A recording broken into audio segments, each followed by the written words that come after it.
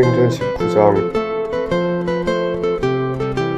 아볼로가 고린도에 있는 동안 바울은 북부 지방을 거쳐서 에베소에 이르게 되었습니다. 바울은 거기서 몇몇 제자들을 만났습니다. 바울이 그들에게 물었습니다. 여러분은 믿을 때 성령을 받았습니까? 그들이 대답했습니다. 우리는 성령이 계시다는 것조차 들어본 적이 없습니다. 바울은 다시 물었습니다. 그러면 여러분은 어떤 세례를 받았습니까? 그들이 대답했습니다. 요한의 세례를 받았습니다. 바울이 말했습니다.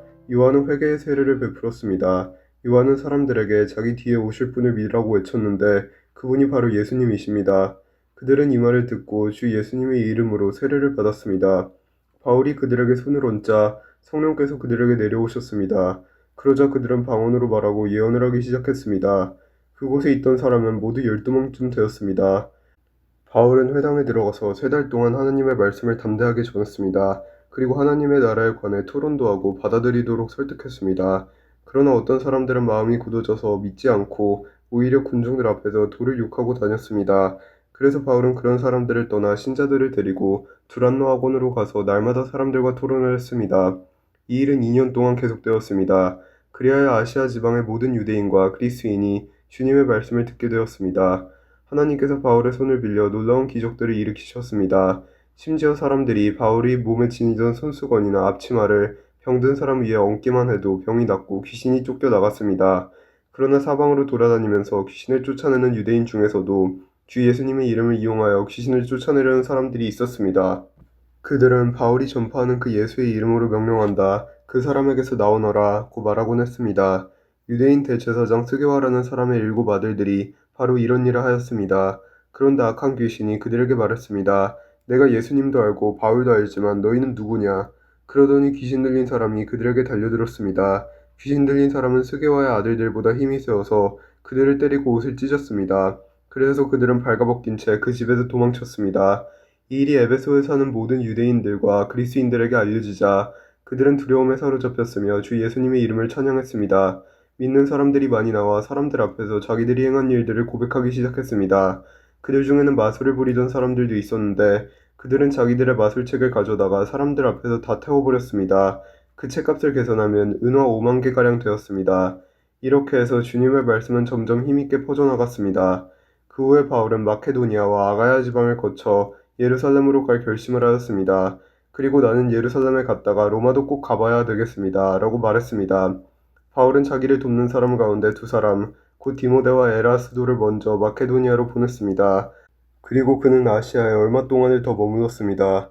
그 무렵 에베소에서는 예수님의 도 때문에 적지 않은 소란이 일어났습니다.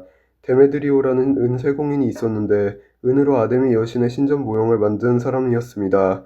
그는 이 일로 직공들에게도 많은 돈을 벌게 했습니다. 그가 직공들과 이런 일에 종사하는 사람들을 불러놓고 말했습니다. 여러분도 아시다시피 우리는 이 사업으로 소득이 꽤 좋았습니다. 그런데 여러분들도 보고 들은 대로 바울이라는 이 사람이 에베소뿐만 아니라 아시아의 거의 모든 지방에서 사람이 만든 신은 신이 아니라고 말합니다. 그는 수많은 사람들을 설득하여 그들의 마음을 돌려놓았습니다. 이러다가는 우리 사업이 명성을 잃게 될 위험이 있을 뿐만 아니라 사람들이 위대한 아데미 여신의 신전을 우습게 여길 위험이 있습니다. 그렇게 되면 아시아와 온 세계의 모든 사람들이 섬기는 아데미 여신의 위엄이 땅에 떨어질 것입니다. 이 말을 들은 사람들은 격분하여 에베소의 여신 아데미는 위대하다 라고 소리 지르기 시작했습니다. 도시는 순식간에 소란스러워졌습니다. 군중들은 바울과 함께 여행하던 마케도니아 사람 가이오와 아리스다고를 붙잡고 한꺼번에 극장으로 몰려갔습니다. 그때 바울도 군중들 속으로 들어가려 했지만 제자들이 말렸습니다. 또 바울과 친하게 지내던 아시아의 관리 몇 사람들도 사람을 보내어 바울더러 극장에 들어가지 말라고 권했습니다. 극장 안에서는 사람이 소리를 지르는데 어떤 사람은 이렇게 다른 사람은 저렇게 외쳐대는 바람에 극장 안은 완전히 난장판이 되고 말았습니다. 심지어 자기들이 왜 그곳에 모였는지조차 모르는 사람들도 많았습니다. 유대인들이 알렉산더라고 하는 사람을 앞으로 밀어내자 군중들 중 몇 사람이 그를 다그쳤습니다. 알렉산더가 손짓으로 사람들에게 조용히 하라고 한 후 군중들에게 변명을 하려고 했습니다. 그러나 군중들은 알렉산더가 유대인인 것을 알고 한 목소리로 에베소의 여신 아데미는 위대하다 라고 2시간이나 외쳐댔습니다. 마침내 에베소시의 서기관이 나와 군중을 진정시키고 이렇게 말했습니다. 에베소 시민 여러분, 에베소가 위대한 아데미 여신의 신전과 하늘에서 내려온 그 신상을 지키는 곳이라는 것은 온 세상이 다 아는 사실입니다. 이것은 부인할 수 없는 사실이므로 시민 여러분은 마음을 가라앉히고 경솔한 행동을 삼가시기 바랍니다.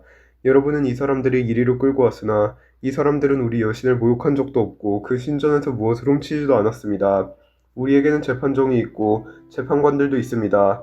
만약 데메드리오와 그의 직공들이 누구를 고소할 일이 있다면 당사자들이 재판정으로 가서 옳고 그름을 가려야 할 것입니다. 그 밖에 여러분이 해결하고자 하는 문제가 있다면 그것은 공식적인 모임에서 다루어야 할 것입니다. 이는 제가 이런 말을 하는 것은 아무런 이유도 없이 소동을 일으킨 책임이 우리에게 있다고 비난을 받을 위험이 있고 또 이 소동에 대해 변명할 말이 없기 때문입니다. 그는 이렇게 말하고 모임을 해산시켰습니다. 저는